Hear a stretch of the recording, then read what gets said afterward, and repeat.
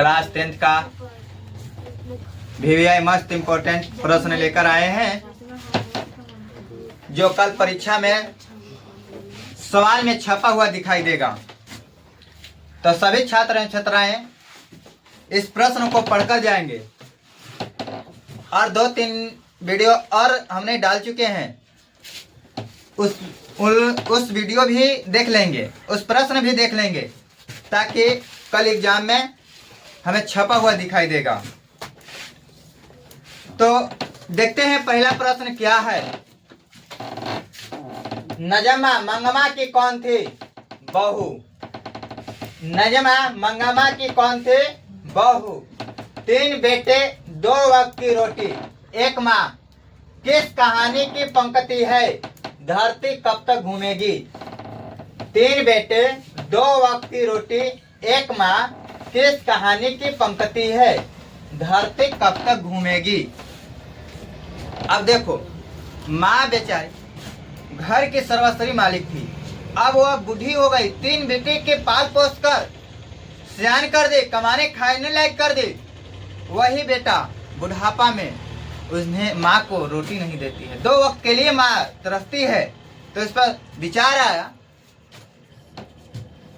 जब नीक लगे मेहरारू तब बाउर लगे माई।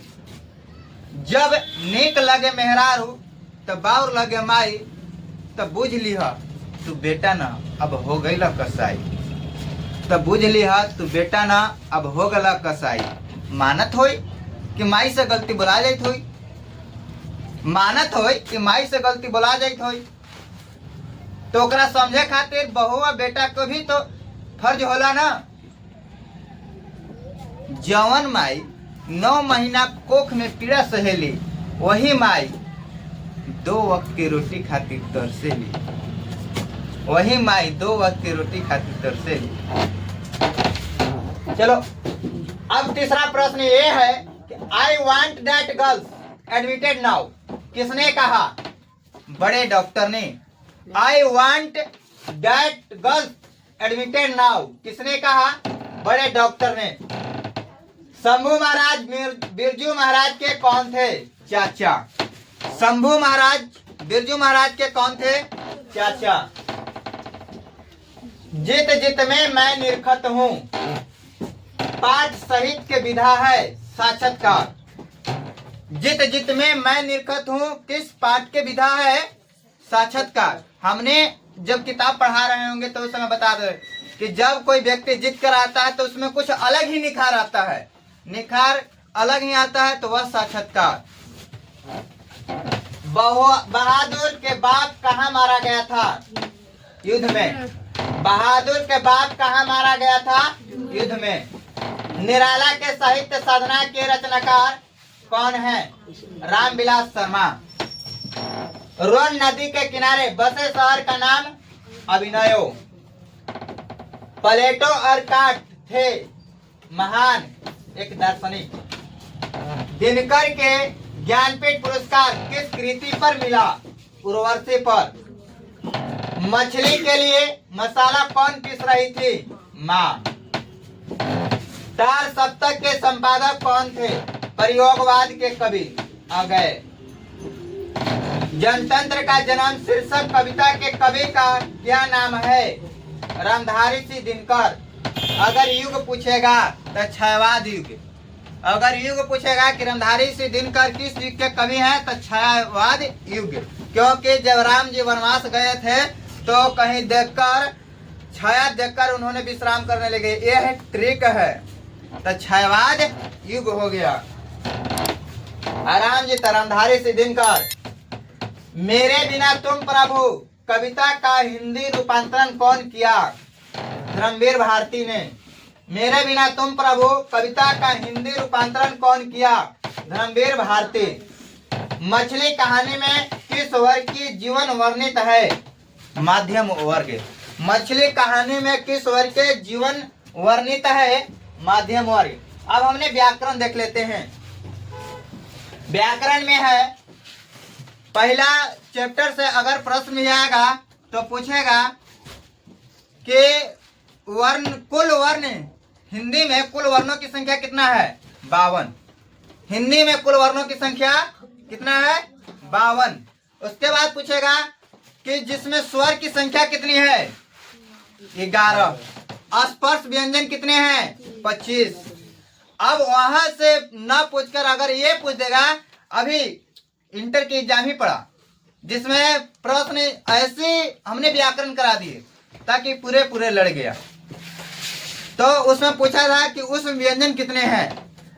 4। अंतःस्थ व्यंजन भी पूछे तो 4 ही मारना है, उस व्यंजन भी पूछे तो 4 ही, लेकिन स्पर्श व्यंजन पूछेगा तो कितना मारना है?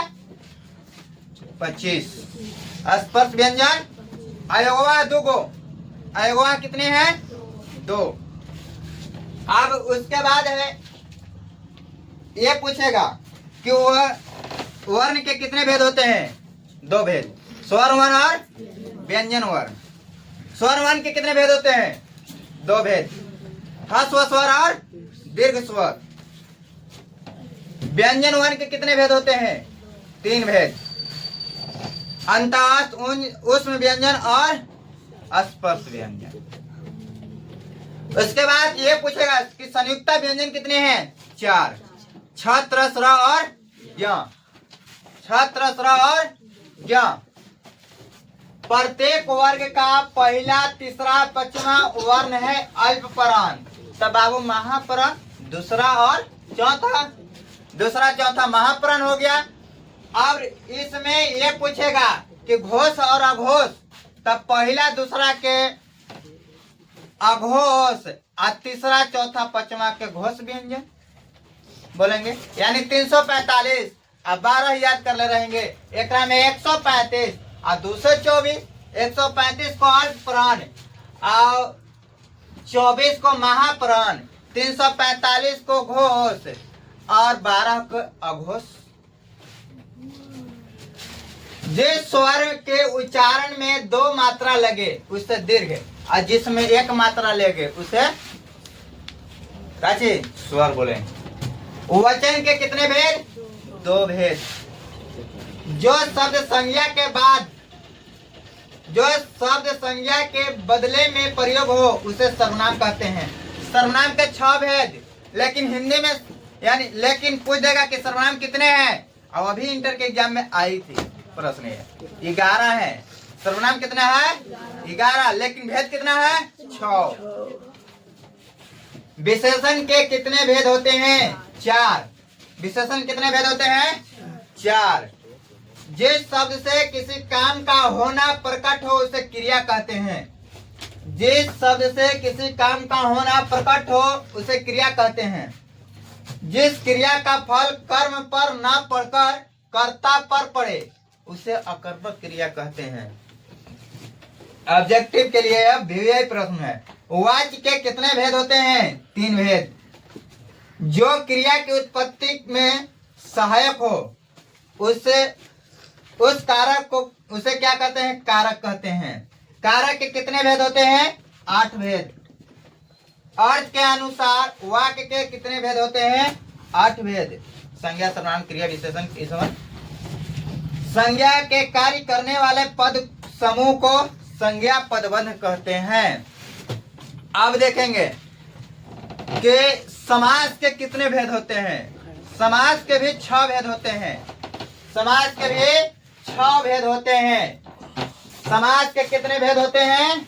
6 भेद होते हैं। उसके लिए ट्रिक याद कर लेना बाबू। द्विआद्य अब तक, द्विआद्य अब तक, द्विआद्य अब तक।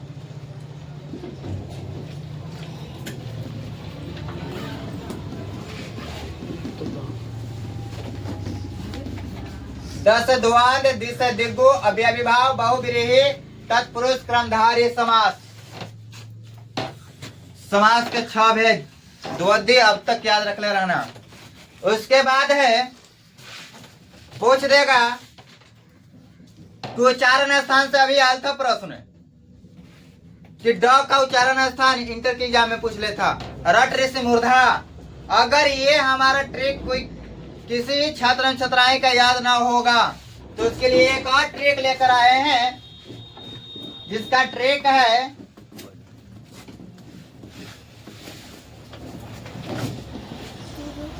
KTMDON, बस इतना ही ट्रिक है। के से कंठ, टी से तालु, एम से मूर्धा,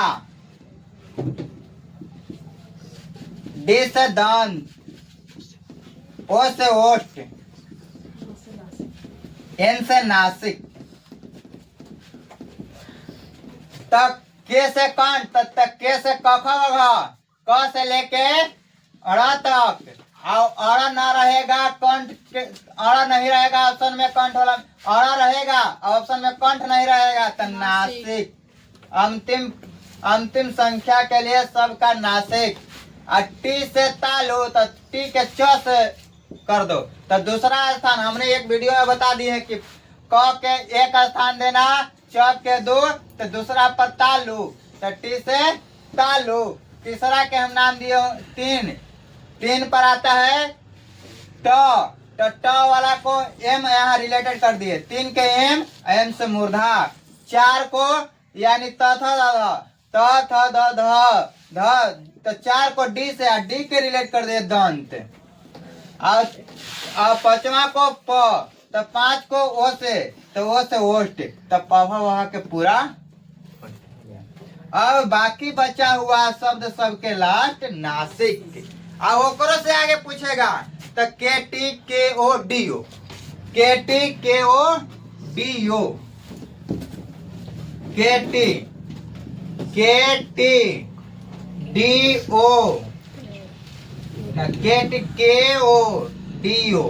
के से कंठ तालु, के से कंठ लिख दो, और टी से तालु, तो एकरा में ए कर दो और एगो ए लिख दो। आ के से कंठ, ओ से ओष्ठ, कंठोष्ठ हो गया, तब ओ और औ। आ डी ओ से दंतोष्ठ, तो ओ हो गया। डी से दंत, ओ से ओष्ठ, दंतोष्ठ। अब यहाँ से उच्चारण था, इससे बेसी नहीं पूछेगा। और बाकी जो देखना होगा व्याकरण का, तो 3 या 4 वीडियो ऐसे अपलोड कर दिए हैं जो पूरा व्याकरण तुम लोग मिल जाएगा। वहां से एक भी प्रश्न छूटने के बाद नहीं है। तो ऐसे प्रश्न और ऐसे पढ़ाई से जुड़ने के लिए हमसे एक बार अवश्य जुड़े।